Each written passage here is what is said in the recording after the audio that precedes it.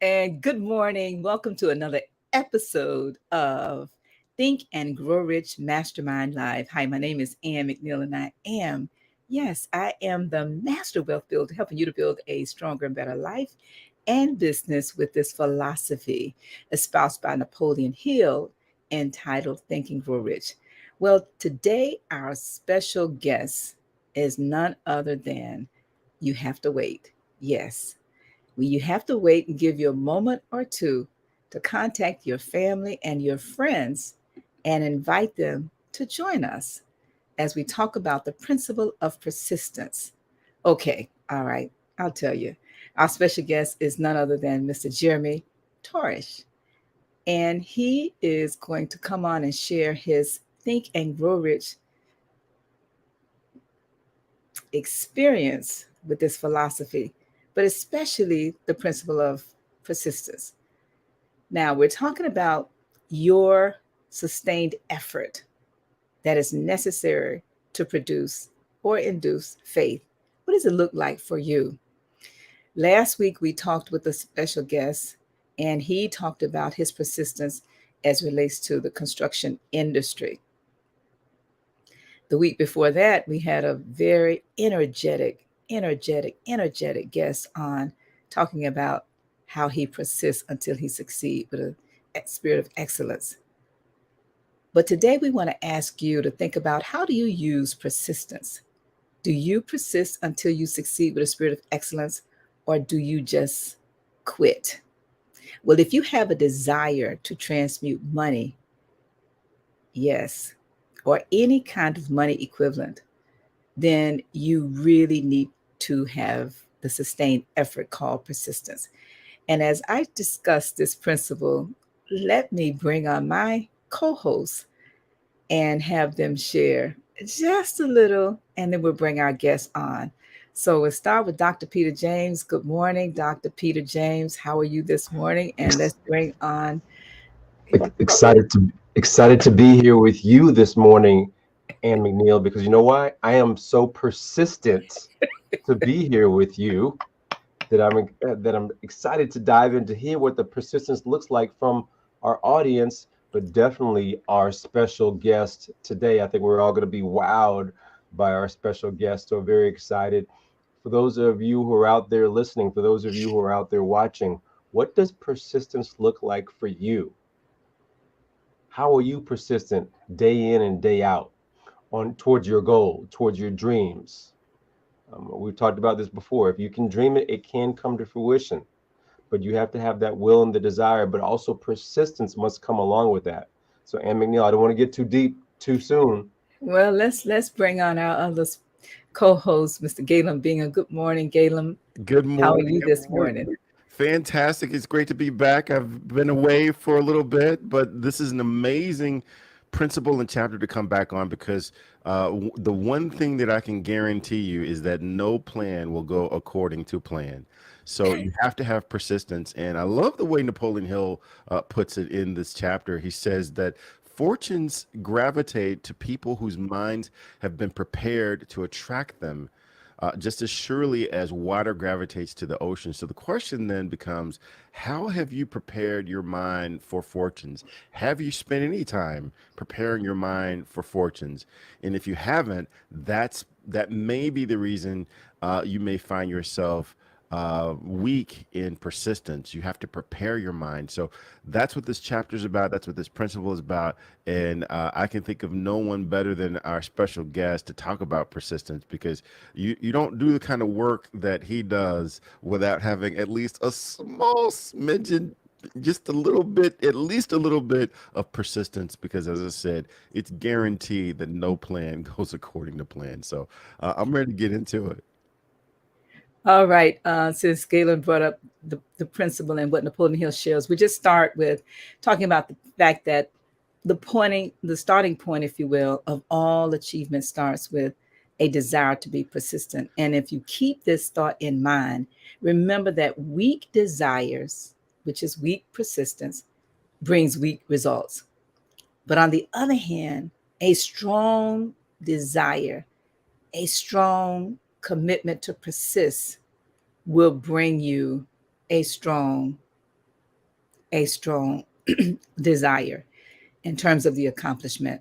So we really want to ask you to think about how do you use persistence in the achievement of your goals as we walk through this principle.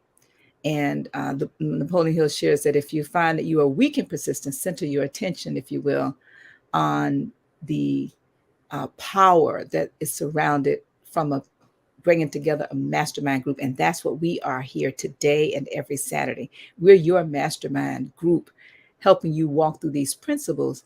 But the goal is for the achievement of your desire. So, enough said about that. Let's introduce to you our special guest. Today, our guest um, is one whose proactive mindset, if you will, took him from a homeless kid digging ditches to a C-suite executive operating national utility construction companies, which consistently generate revenues of 40 to 60 million dollars annually. So help me welcome our new incoming Florida Speakers Association president, Mr. Jeremy. Jeremy, good morning. Yes. How are you? Great morning, everybody. Thank you for having me. I'm always happy to be on a show where you reach so many people who think like you think, like we think, and to be on your show with your co host and your guest. It's really special for me. And so I just want to tell you all from the bottom of my heart, thank you for thinking of me and including me in this conversation. Absolutely, absolutely. Jeremy, I was sharing with our co-host, as you heard earlier, and I would tell our guests who were listening in, one of the reasons why I wanted to invite Jeremy on this morning is because the last time I saw him was at our National Speakers Association conference. He and his wife was having dinner, and my family and I were walking around trying to find a place to eat that did not have a 2 hour wait inside of the Nashville Gaylord, and ran into him and his beautiful wife. And he could not wait to tell me his family experience in walking through this book. And I said, gosh, got to have him on the podcast, because oftentimes many of us read the book, but seldom do we stop and allow it to read us. And less than that do we invite our family and our friends to share this tome, these principles, this awesome book, but living in the book and having it help us to understand that you can achieve any desire you have, but the clarity must come in your desire, not necessarily in how you achieve it, but the clarity must come about what is it that you desire. And once you have great clarity about that desire, everything else, the universe will draw like a magnet to you. The resources, the people, the power, the circumstances to help you achieve that desire. So, Jeremy, if you could share with us a little bit about how did you get here, and then we're going to go to Galen and talk about the 13 principles of this philosophy. So, how did you get here? Can you share a little bit about your history, Sure. your So story? I was born down here in South Florida, which is a great place to be born. I think it hit like the geography lottery, if you will. But I was born to very dysfunctional and very young parents who did not know what they were doing and were very selfish. And so for me and my little sister, my big sister, my little brother, grew up in a very bad environment. Lots of drugs, alcohol, lots of people coming in and out, lots of parties, and no sense of pride, no sense of doing good with your life, and nobody encouraging you to do anything. And so it was just kind of always have fun, live for today. And that was not a very healthy thing for children. So it didn't bear well for my brothers or my sister. Eventually, two of my brothers are gone now from suicide because it is a really bad thing to go through. I don't know what happened to me, but when I was 20 years old, I was homeless from 17 to 20. I just left. So I've had enough of that. I was better off on my own. I went and kind of couch surfed for 3 years until literally I was digging ditches for this contracting firm for the cable company, and 7 words changed my life. Twice in my life, actually, one at 20 and one at 22. But it sparked a change, and that's when I became proactive. So even though in a minute, in an instant, in a lightning bolt, my whole outlook on life changed, I went to work still digging ditches the next day, still living in a converted garage, walking to work with very little money, no cars, no anything. But I had a pep in my step because I had a proactive mindset, even though I didn't know what that was. I just thought positively, and things started happening.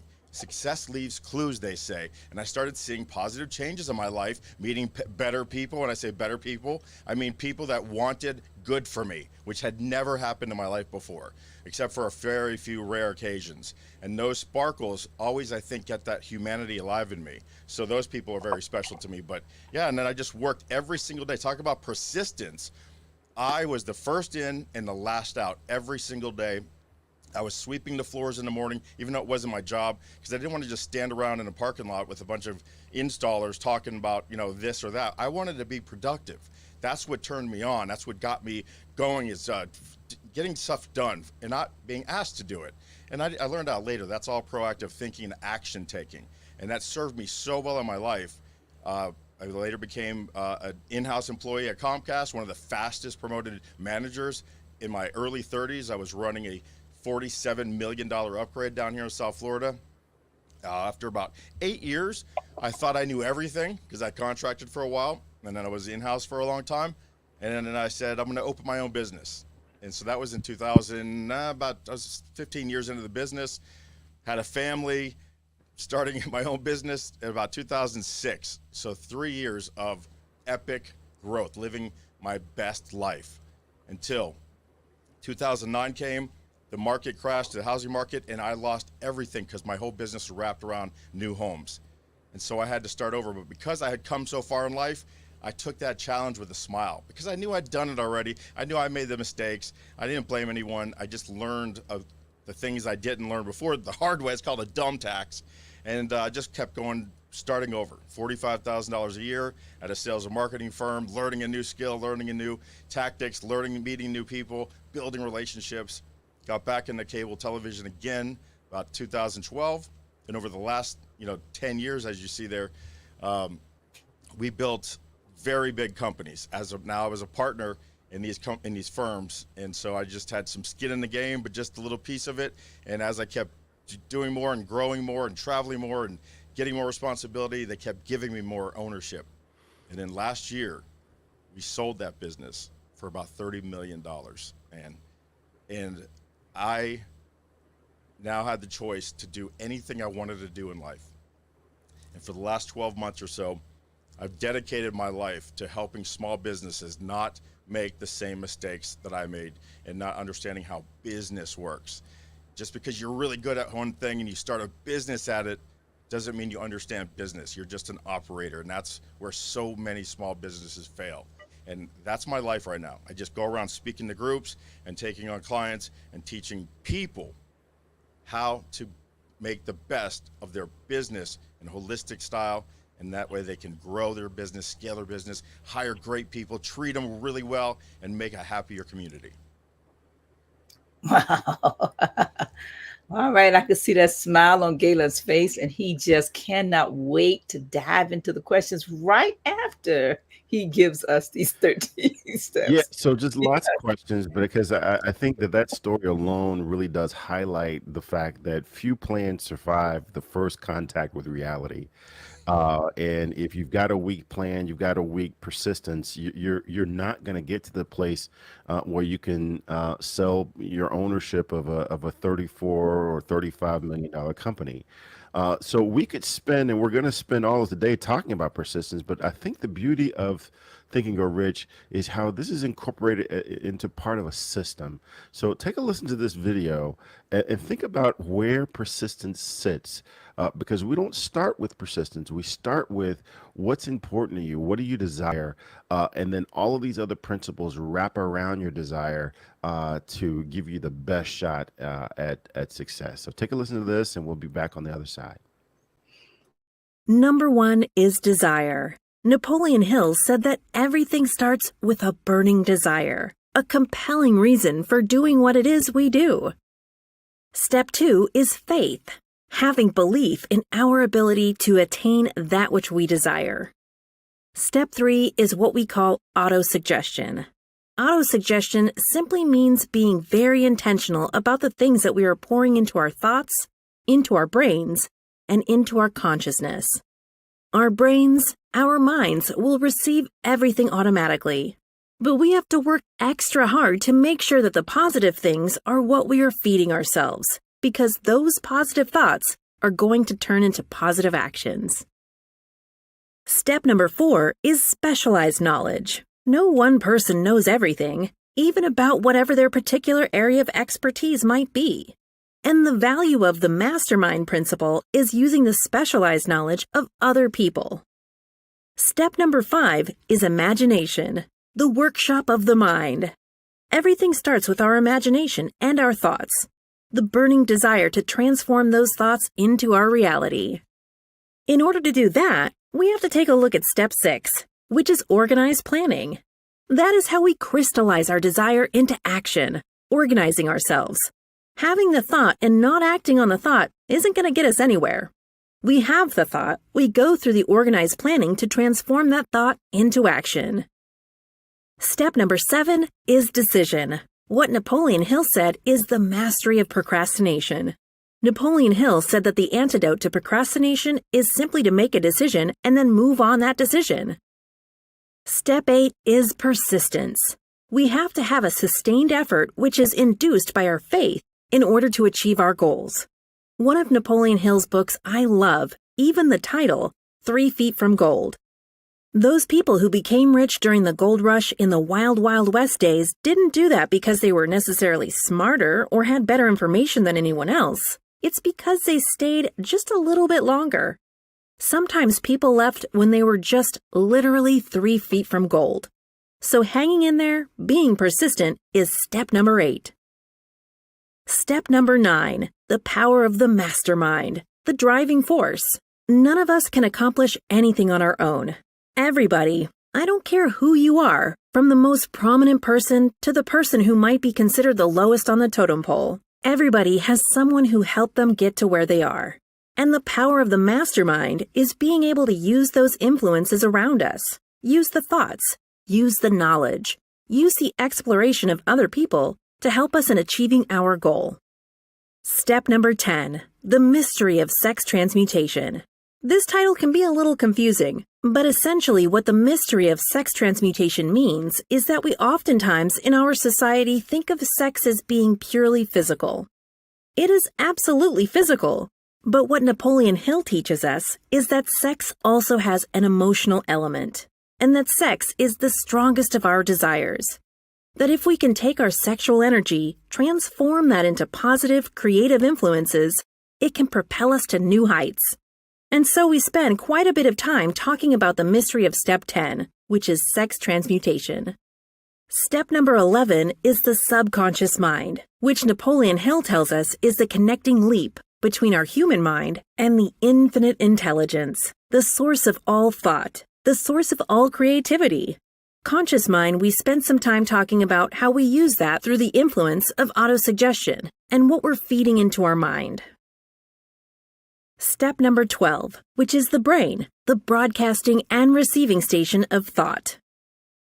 Final step number 13, the sixth sense, the door to the temple of wisdom. This is the final step through which infinite intelligence may and will communicate voluntarily without any effort from or demands by the individual. The principle is the apex of the philosophy. It can be assimilated, understood, and applied only by first mastering the other 12 principles. Yeah, I mean, so there you have it, right? That's the entire process. But today we're talking about persistence in particular, and I want to go to the words of Napoleon Hill and set that and use this as the setup for my question for Jeremy. If you look at the words here, it says poverty conscious will voluntarily seize the mind which has not been occupied with the money consciousness. And that's what he was talking about earlier. And then Napoleon Hill says that money consciousness must be created to order unless someone is born with it. So I want to bring Jeremy back up because, as we go back to your story, it sounds like, the beginning parts of your life based upon your surroundings, your family, poverty conscious was kind of there because it just came in. It didn't need an invitation. You didn't have to take a class on how to be poor.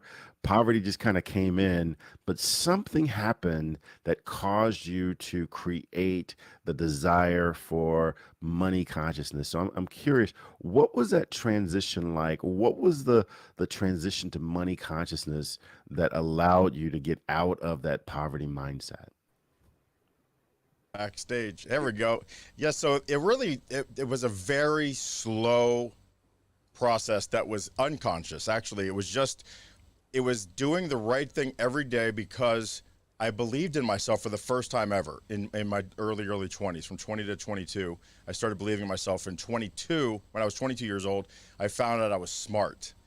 Just again, another 7 words made me know I was smart. And so what happened when I started believing in myself, they say success leaves clues, and that's what was happening. So the transition was I was having small wins. And that taught me a really important lesson in goal setting. And if you don't set those small the baby step goals, you won't reach the big goal. And also, I found out that reaching those big goals was very unfulfilling, that the fulfillment came from giving and helping other people along the way, and then really being open with my story and not being embarrassed of myself. And because you're going to help other people. A lot of other people are way worse than I had it. And these little stories, if they just help one person, it's so worth letting a million people know that I was very flawed and still have problems in my life today that stem from that. But I'm proud of the efforts that I make. So that transition is not one you see. You have to believe that it is there and it's happening, and you see those little successes. Now, I will say that one of the rewards that I get is being an example, is when I get down on myself. You named it right when you said that sentence. My book is open to page 165. That's where I was, just happened to be reading, and that's the unconscious mind will take that space, the poverty will, because when you're down and you're tired and you're not moving, you're not doing the right things, that will grow in the wrong direction.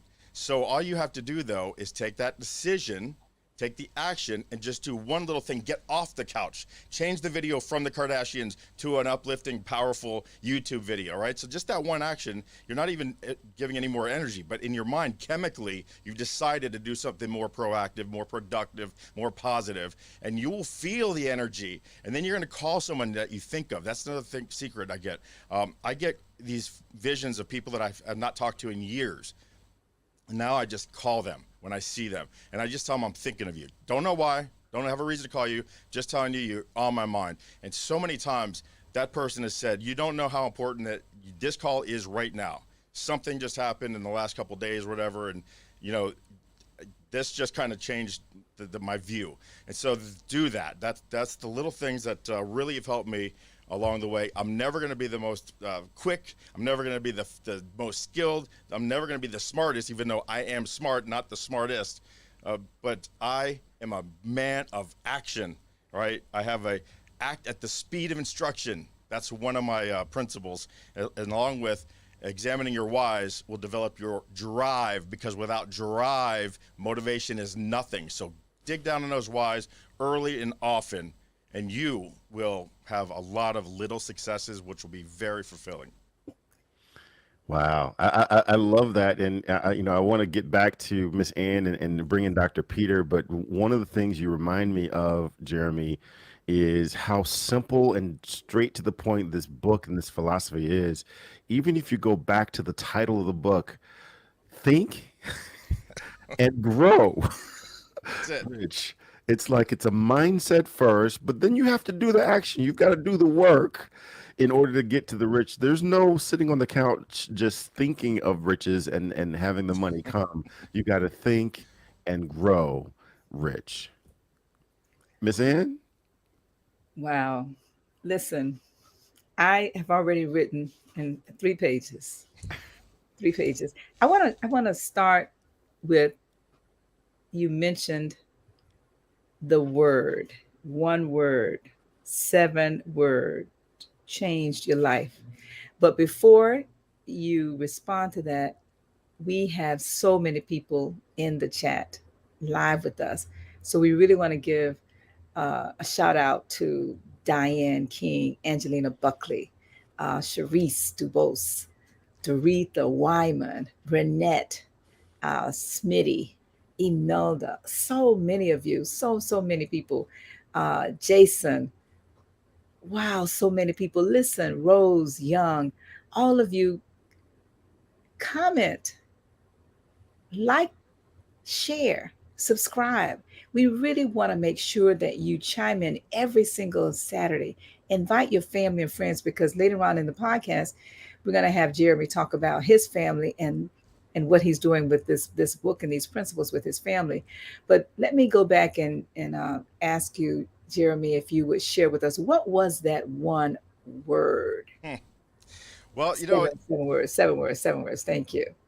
It's 7 words that won't change anyone else's life probably, but it just goes to show that the smallest things, especially words, have power.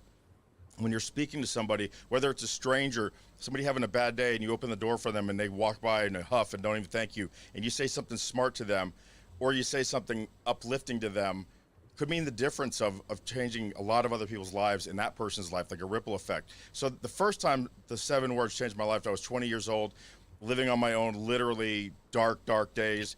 Got on a plane to go see my sister get married in Delaware, because by that time my family had scattered all over the world, of the United States. And the wedding was great. Everyone got together. The wedding was great. I get home.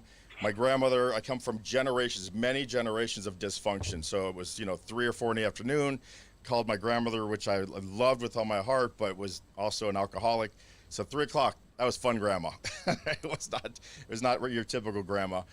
So I said, that was a great wedding. It was so great to have everyone together. That family is so important to me. She said, yeah, it was great, except for your father's new wife just ruined it. And I said, I don't know what you're talking about. I didn't know what she was talking about. I said, what are you talking about?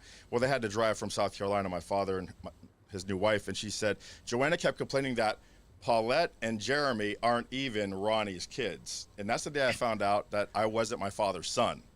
And so what it did was it liberated me. A lot of people would go, I'm sad. And I was sad. I mean, my father was with my mother since the 3rd grade or something like that. It wasn't my dad. But I was relieved, though, because I wasn't tied genetically to the mindset, to the habits, to the abuse, to the anger.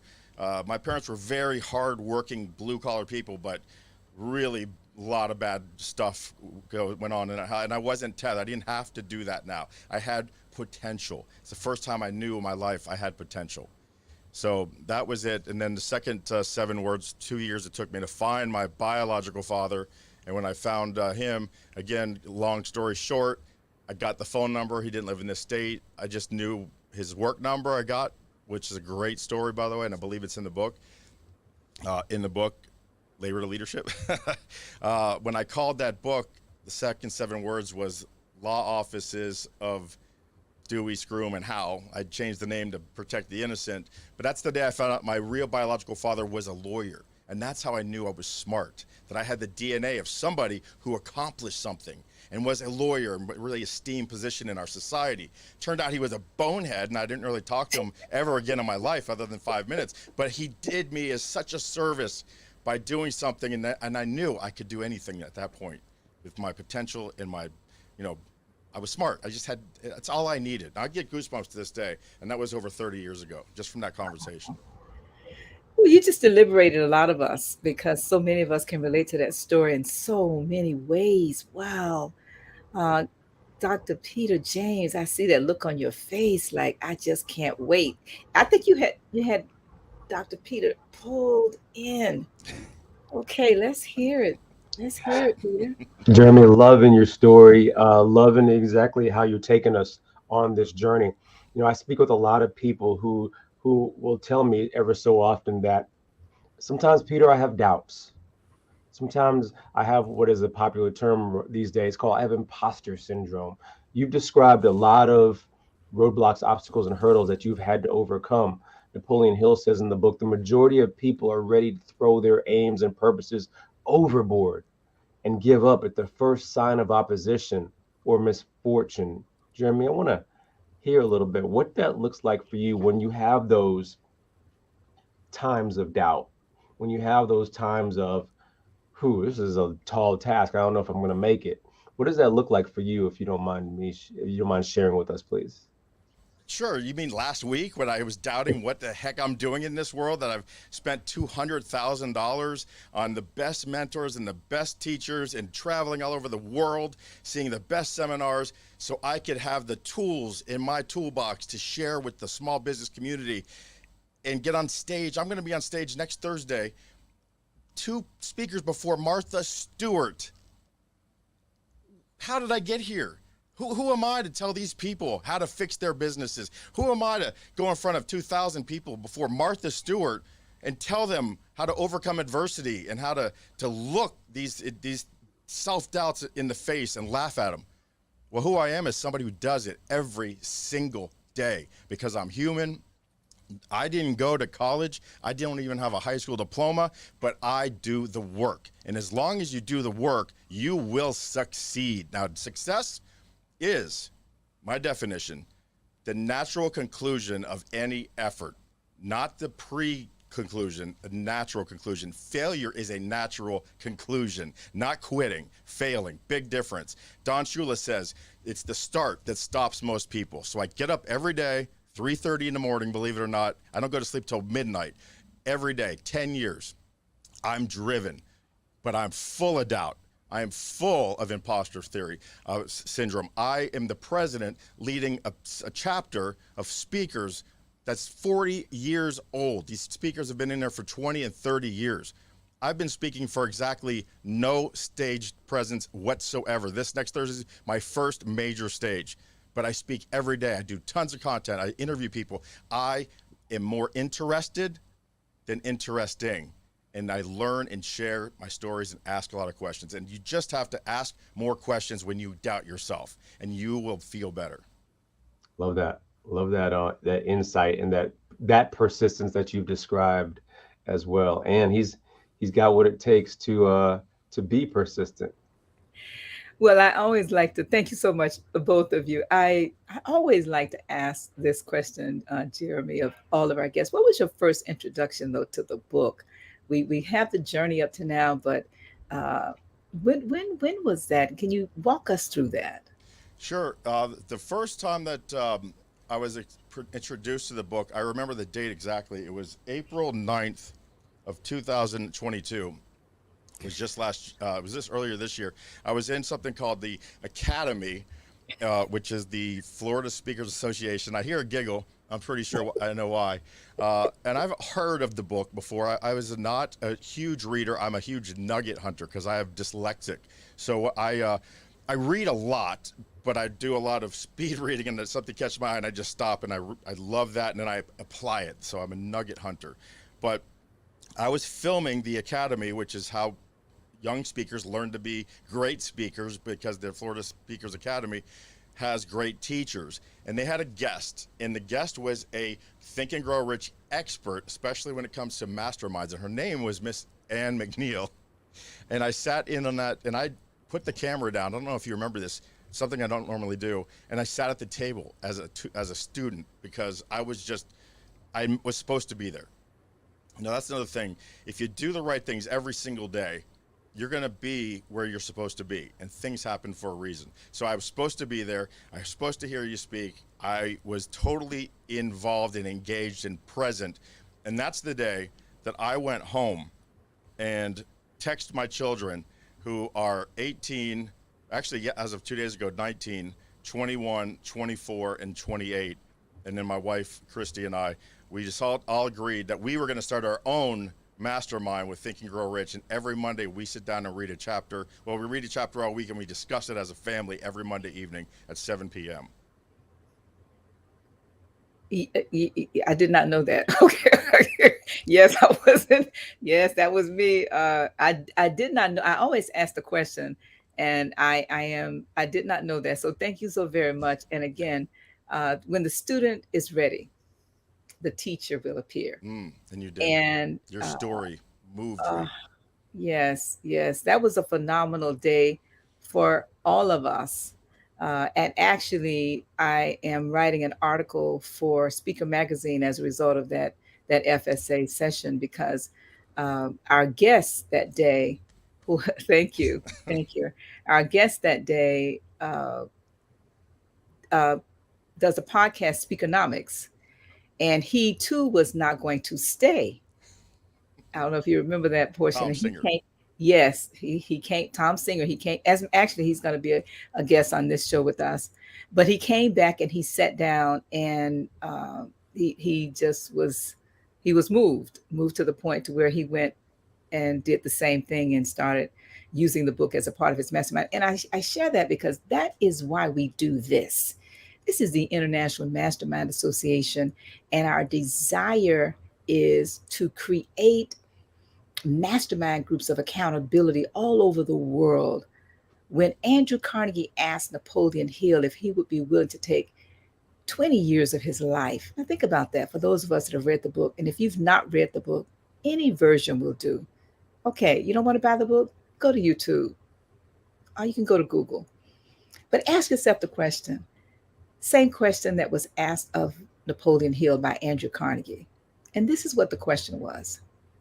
Mr. Carnegie said, Napoleon Hill, would you be willing to take 20 years of your life and research the wealthiest people in the world of that day to develop a personal development philosophy of success?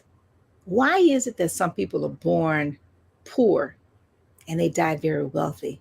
Why is it that some people are born very wealthy and they die very poor? What are those principles of success?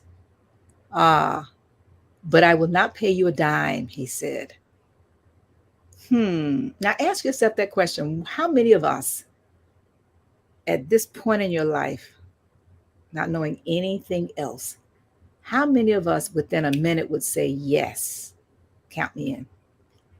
When your hands are in your pocket and there's nothing in your pocket but lint, and you're not sure how you're going to get home that day because you don't have fare enough to get home, how many of us would say yes? Well, that's the spirit of persistence that Jeremy's talking about today. That's the spirit of persistence that Andrew Carnegie had to have in order to become the billionaire of his day.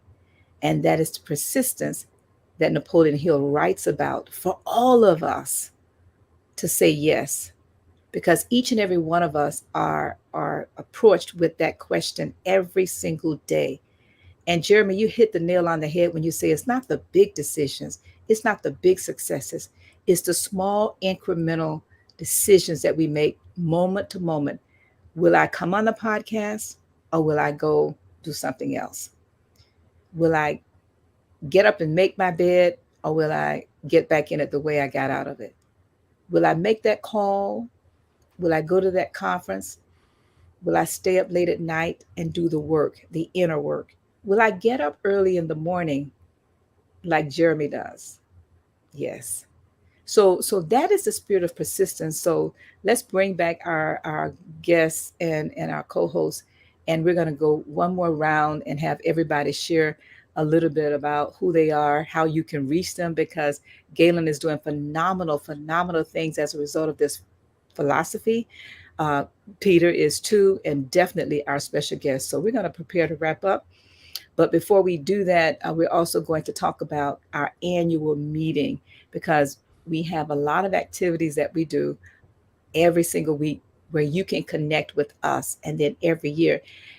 And so let's go to Peter first. And Peter, after you share about that, if you tell us how people can reach you, then we'll go to Galen and we'll come back to our guests.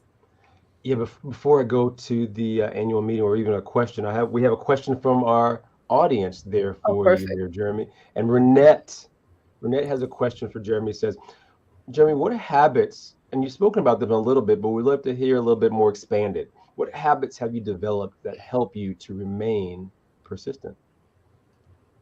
So I would say it goes back to examining your whys. Mm. David Goggins is a great one to listen to about understanding what drive is, the difference between drive and motivation. Zig Ziglar says motivation is like bathing. It's great, but you got to do it daily because it doesn't last. So I would say the habit is really being in tune with being an example for the people in my life. I have a lot of people depending on me. The people who hire me to speak in front of groups, the people who hire me to help them grow their businesses, my family depend on me. And I have let a lot of people down many times in my life, but I've never kept them down. Les Brown says you can get knocked down, but as long as you're looking up, you can get up. And they see that. So even failing in front of the people who depend on you is fine, as long as you don't let it keep you down. And I'm an expert in failing because I'm not afraid. My last name is spelt Torisk, and my blood type is B positive. So really, these things are it's a mindset. And so the habit is developing the callus on your hands. It's not about payback. It's not about showing anyone that I belong here. It's about helping more people believe they belong there. And you cannot do that from the bottom. You can only do that from above. So it's not about the small habits, and it's all about that developing that drive. I used to be a fighter. I had 1,000 street fights, and when I got into martial arts, I used to be in these competitive fights, and I would lose after the second round and be disqualified, and I wouldn't know it. I would go, there's no way I just lost. I couldn't fathom that I lost, even though I did. But that's my mindset. I just don't see it. Love that, Jeremy. I think I'm gonna have to steal that be positive from you there too, since we That's share right. that in common for sure. Love that. You know, one of the things that Jeremy, and I want you to touch on this really quick as I talk about accountability. I think what's also important of this, as we're on this journey, that we partner with individuals who are going to hold us accountable to the dreams and goals that we set in place, our plans to get to those goals for sure. And I think nothing is better than our annual accountability meeting, which allows us to hold each other accountable for not even just those annual goals, but our life goals in so many different categories. We're going to be meeting this coming January in Boca Raton, Florida. We do this every single year. We dive on into Think and Grow Rich. We dive on into our own plans, and I look forward to seeing you all there who are in our audience to hold you accountable as well toward your goals. Jeremy, as we are getting ready to wrap up, what does accountability look like really quick in your life? Well, I am so Michael Jordan, Dan Marino. These people they're famous for holding themselves more accountable than anyone ever could. And I'm not saying that I am anywhere in the realm of those sort of stratospheric superstars, but I do identify with there's nobody can hold me more accountable than I can. No one's harder on me than I am. I do everything publicly. I'm not ashamed of failing. So when I put things out there, when you do as much content developing as you need to do these days for any business, honesty sells. People buy honesty. And when I say it sells, I don't mean monetarily, I just mean emotionally. They will follow you if you're honest. And I am a very thin person trapped in a very chubby person's body. And so I struggle with body shame, myself and weight and food and sugar all the time. My joints are wrecked from martial arts. And inflammation, sugar is my enemy, and I just love it. My weakness is strong when it comes to sugar, and so I'm a public about it. I try trying to set those little micro goals. That's my biggest challenge. If that's my biggest challenge in life, I am so far ahead of the game because I'm still healthy in my mind and my will. I just got to get stronger in a couple things, but I'm accountable because I'm public about everything I do. Good stuff. Love it. Love it, Jeremy. Thank you so much for being here. I'm gonna give my contact information and McNeil as we get ready to pass the baton around the room. My name is Dr. Peter A. James, helping you to shift your mindset. You can find me at shiftyourmindset.com, and you can now find me on shiftyourmindset.com/mastermind, where we are introducing the IF Collective. The IF Collective. Here's food for thought. What if you had the opportunity to be more intentional and be held accountable to your career and your dreams? If this is you in any stretch of the imagination, I'd love for you to check out shiftyourmindset.com/mastermind. And McNeil, how do we get in touch with you? Oh no, we're gonna we're going to Galen first. Yeah, so this has been a great conversation. I have absolutely enjoyed getting to know Jeremy's story more. You remind me of some words from Rory Vaden, where he says, "Success is never owned; it is only rented, and the rent is due every day." So you have absolutely modeled the importance of persistence. And I think that that's something that all of us can learn from. As I said at the top of the show, no plan goes according to plan. And if you don't have persistence, you're going to seize every opportunity to quit. And our guest has modeled the importance of persistence throughout. Again, this is what we do each and every Saturday. Would absolutely encourage you to join us and get people to join along with you. My name is Galen Bingham, the leadership strategist. Lots of different ways you can get a hold of me. I talk a lot about the podcast, Whiskey, Jazz, and Leadership. I double dog dare you to check us out at least once. We have new episodes every Tuesday where we talk to leaders about the whiskeys they drink, the music they listen to, and what it really takes to be an effective leader. I'm also partnering with Dr. Peter on the IF Collective. So we are challenging people to join. If you have wondered whether coaching is for you, if you have wondered whether or not you could benefit from leveling up your work or life with some intentional focus against those things that you say that are important, we really, really want you to join us in the IF Collective. This is an opportunity for us to bring to you what we do for each other on a weekly basis. So definitely click the link that we're going to drop in the chat and see if you are ready to put some real focus against those someday goals. Ms. Ann? Okay, Someday Isle is an island that none of us want to live on too very long, right? All right, Jeremy, you have been a joy. We talked about, and I do have my pad here with my notes from the comments. You've given us so many resources. We want to also thank everybody in the chat. You have been phenomenal, phenomenal, phenomenal with your questions and comments. So thank you for joining. And please remember to comment, like, and share the show.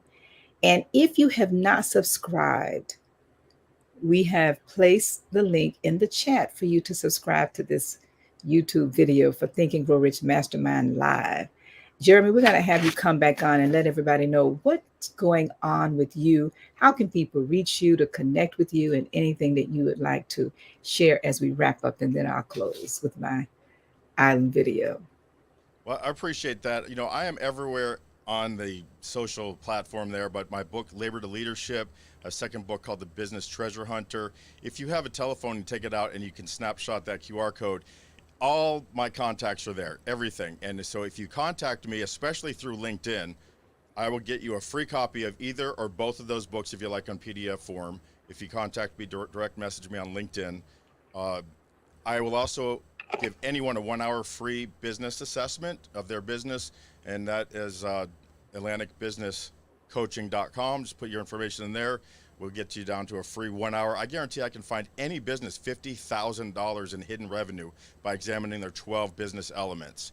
And that's really the best way to get a hold of me. My show live every Wednesday night, 8 p.m. to 9 p.m. is called Get Down to Business with Jeremy Torisk. Live stream across every platform.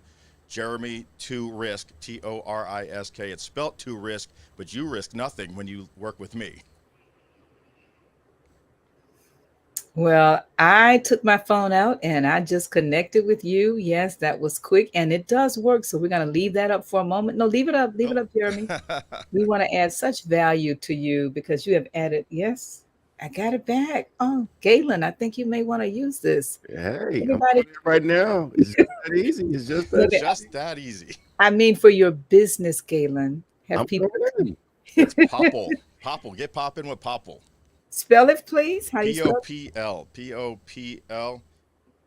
Yeah, Popl. If you go through mine, I get a little. It's my one and only affiliate link is this thing because it is so amazing. It's $76 per year, and you put it's when you go to this thing, you see. I also have live PDLs that I can toggle on and off. So if I wanted to put a live PDF on there for when I'm speaking, I just click the button and my PDF, my slideshows pop up on there so people can follow it on their seats. It's a great. I think I make 38 cents every time someone buys it, but it adds up. Well, take that by 100 a month because what you just did just now was to continue to add such great value. We want to definitely add value to you. Jason Murray says, awesome. Think Up with Rose says, man of action. Well, listen, this has been great. It has been great, great, great. And so much so, we're going to have you back because one of the things we did not talk about, and you just brought it up at the very end, and that is some of the ideas and best practices as you mastermind in your business, some things that business owners can use. And last year, we made a commitment as a part of this podcast to take these principles and begin to focus on the mastermind groups and how do mastermind groups use this philosophy. And when you talked about your family as a part of our beta test, we actually last month we had family masterminds come on our beta test that we do with International Mastermind Association. So Victoria, I am going to ask you to just put that link in the chat because what he just did has been very helpful to understand the power of the mastermind. And I'm not going to jump to that chapter till we get to it. But this International Mastermind Association Think and Grow Rich live podcast is about how do you use these principles. And what we just heard Galen and Peter talk about this new product that they're creating to help you understand how do you use some best practices to make these principles work collectively. Each month we come on, we talk about one per month. But when you take them all together, what does that look like for you? And so thank you so very much, Jeremy. You have really blessed us all today. My name is Ann McNeil, and one of the best ways to connect with me is through my annual event that I host. I host a one-day retreat called Niche to Be Rich. But I also host a 3-day retreat, which I've decided to share a short video with you about that event. But the video will help you understand what's possible if you get away. And Galen has talked about this, Peter's talked about this, and Jeremy's talking about how he helps individuals in their business. And one of the realizations for me is that even though we come on and we talk about all of the principles, it's not easy to drill down into your particular business. So again, my name is Ann McNeil. You can connect with me at annmcneil.com. But watch this short video, and then we're going to wrap up. Please join us again next week for another special guest, but you must show up to find out who it is. Yes. And I think if you were here last week when we shared with you a special guest for this week, just imagine if you had not showed up today. So imagine if you don't show up next week, who you will miss. Yes, you can catch the replay, but we're going to edit that also. Okay. All right. So watch this video. Thank you.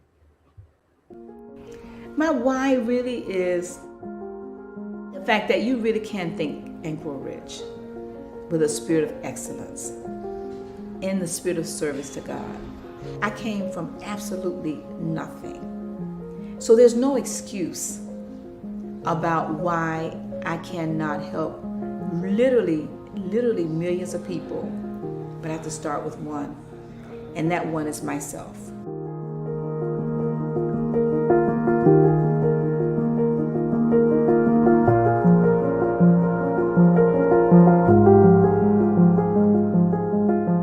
Miss Anne, such a gift. The way that you have curated this space for people to be safe, to be seen, to be heard, to be validated, to be encouraged, to be lifted up in a way that allows them to see beyond what they may have ever even dreamt to be possible, is special. It's a blessing, it's a gift, and it's transformative.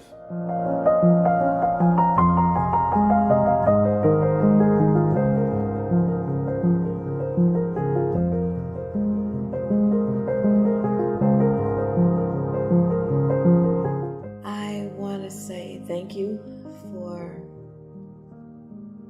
opening my eyes to what it is I need to do, how to do what I need to do, and sharing your life experiences so that I don't make the mistakes.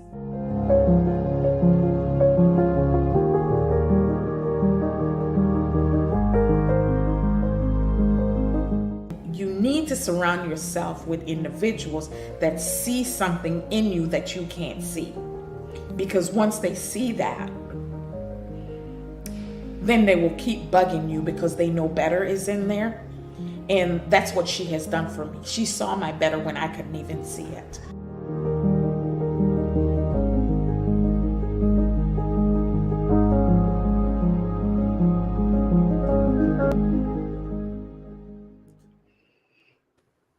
All right. Thank you, everybody, for joining us. You have been listening to another episode of Think and Grow Rich Mastermind Live as we talk about persistence and how do you persist until you succeed with a spirit of excellence. Thank you, and we'll see all of you back here next Saturday, 8 a.m. Eastern, same place, same time. Have a great day. Thank you.